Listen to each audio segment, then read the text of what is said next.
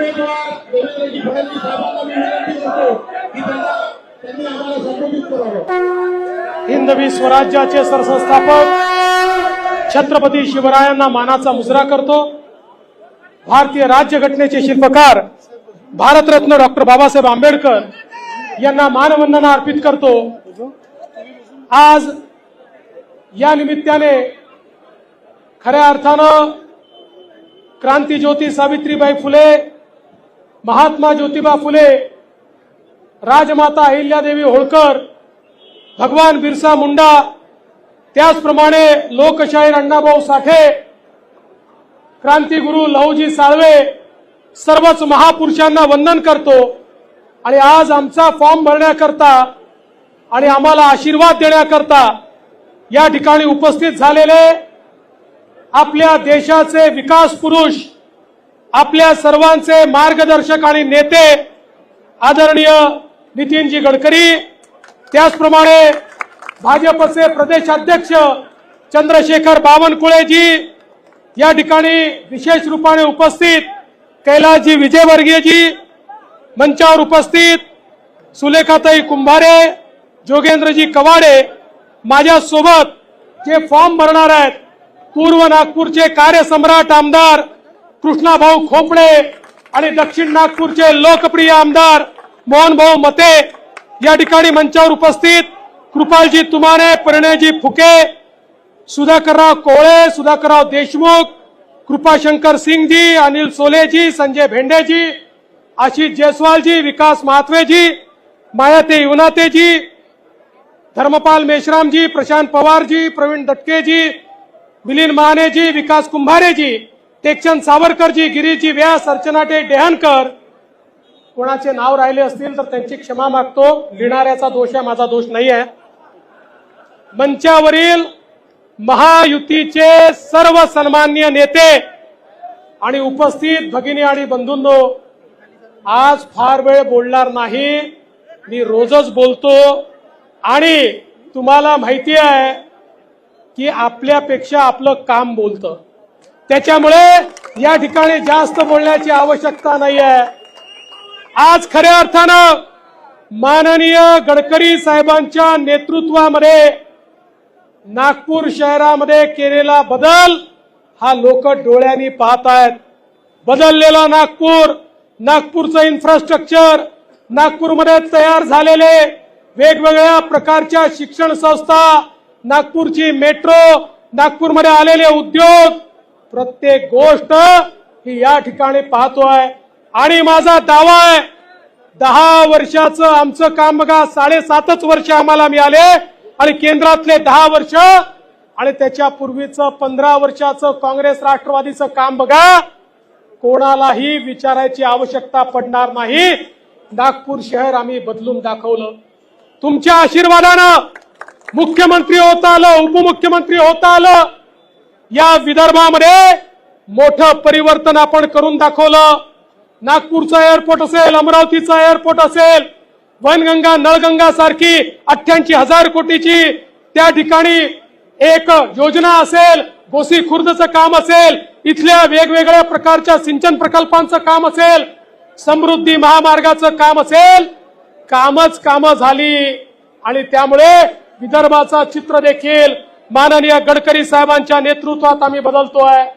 आणि या ठिकाणी एक गोष्ट सांगितली पाहिजे, देशाचे नेते आणि प्रधानमंत्री माननीय मोदीजींनी नवभारताची निर्मिती सुरू केली आणि त्यांच्याच पावलावर पाऊल टाकून त्यांच्याच आशीर्वादानं आम्ही नव महाराष्ट्राची निर्मिती सुरू केली आहे। आणि हा नवीन महाराष्ट्र युवकांच्या आशा आकांक्षा पूर्ण करणारा अशा प्रकारचा आपला महाराष्ट्र आहे। मी विरोधकांबद्दल बोलणार नाही, विरोधकांना तर आमच्या लाडक्या बहिणीच पुरेशा आहे।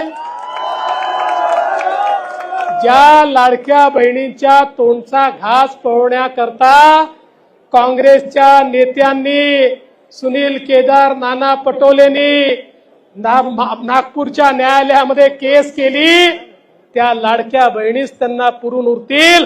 पण एवढंच सांगतो, आज शेतकऱ्याला मोफत वीज असेल, आमच्या मुलींना त्या ठिकाणी मोफत शिक्षण असेल, वेगवेगळ्या समाज, आज आपण बघा दीन दलित गोर गरीब आदिवासी ओबीसी प्रत्येक समाजाकरता आपण केलेलं काम असेल, आज हे काम आपलं बोलताय ओबीसी समाजाकरता 48 GR काढणारं महायुतीचं सरकार आहे. अरे काँग्रेसच्या लोकांना माझं आव्हान आहे, एक GR तुम्ही दाखवा तुमच्या काळातला ओबीसीचा, एकही GR, 2 ठोकणार GR काढले, त्याला पैसे देखील दिले नाहीत. अरे आम्ही ओबीसीचे 54 हॉस्टेल तयार करून दाखवले, तुम्ही एक हॉस्टेल तयार करू शकला नाहीत. आज ही परिस्थिती आहे.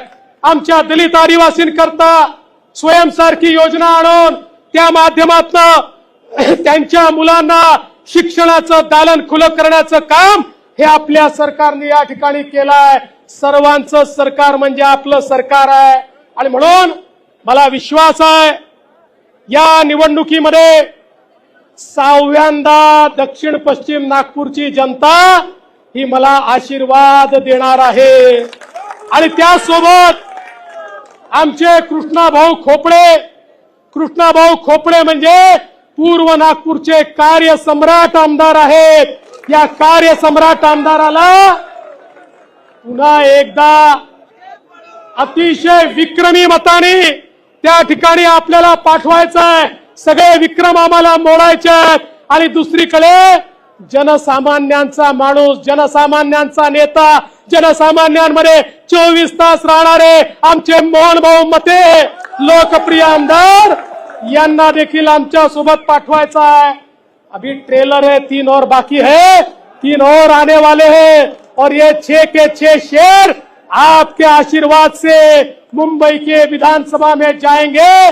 आणि पुन्हा एकदा महायुतीचं सरकार, शिंदे साहेबांची शिवसेना, अजितदादांची आमची राष्ट्रवादी काँग्रेस पार्टी, आमचे मित्रपक्ष रिपाई असेल, वेगवेगळे आमचे मित्रपक्ष असतील, भारतीय जनता पार्टी, सगळे मिळून महाराष्ट्रामध्ये पुन्हा महायुतीचा झेंडा फडकवूया एवढीच विनंती करतो. आणि माझं बोलणं संपवतो. धन्यवाद. जय हिंद, जय भारत. धन्यवाद. देवेंद्र नक्कीच काय झाला हे झालं का नाही? विकास गुरु कीर्ती कर्तनींना विनंती करतो की त्यांनी आम्हाला संबोधित करावं. आपले महाराष्ट्राचे अध्यक्ष आदरणीय चंद्रशेखर बावनकुळे यांच्या नेतृत्वाखाली आपण महाराष्ट्रात निवडणुका लढवतो आहे.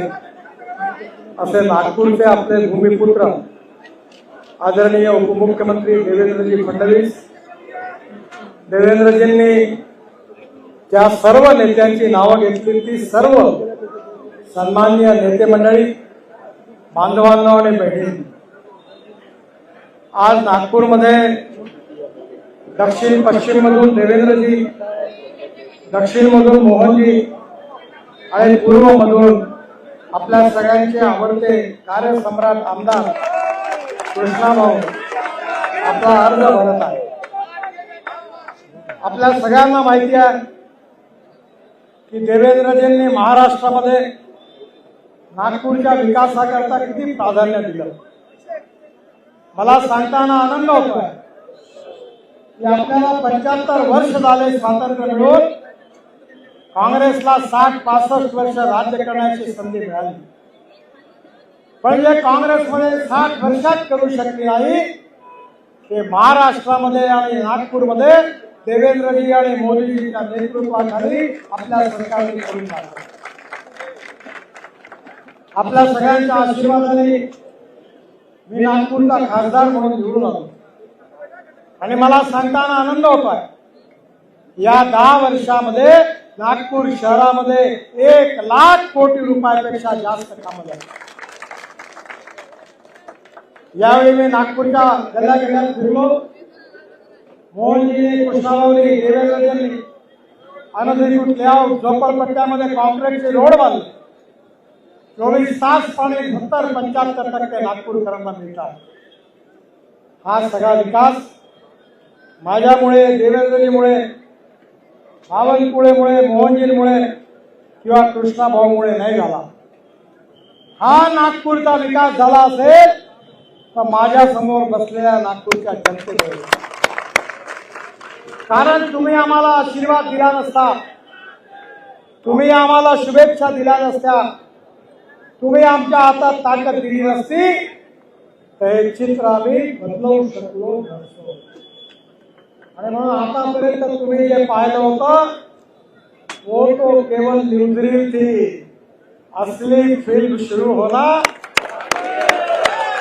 आता तुमचा आशीर्वाद मिळाला, पुन्हा एकदा डबल स्पीडने नागपूरला देशातलं सगळ्यात सुंदर स्वच्छ प्रदूषण मुक्त शहर केल्याशिवाय आम्ही राहणार नाही. मिहान सुरू झालं, देवेंद्रजींनी इंटरनॅशनल एअरपोर्टचा शुभारंभ करून दिला आणि मिहानमध्ये आतापर्यंत माझ्याकडे यादी आहे, मीडियाच्या बंधूंना विनंती आहे की घेऊन जा, 78,000 नागपूरच्या आणि विदर्भाच्या भूमिपुत्रांना रोजगार मिळाला. बाकीच्या नेत्यांना आपल्या मुलाबाळांना तिकीट देण्याची चिंता आहे, आम्हाला नागपूरच्या गरीब युवकाला रोजगार मिळाला पाहिजे याची. म्हणून तुम्हाला विश्वास देतो की पुन्हा एकदा देवेंद्रजींच्या नेतृत्वाखाली एक क्षमतावान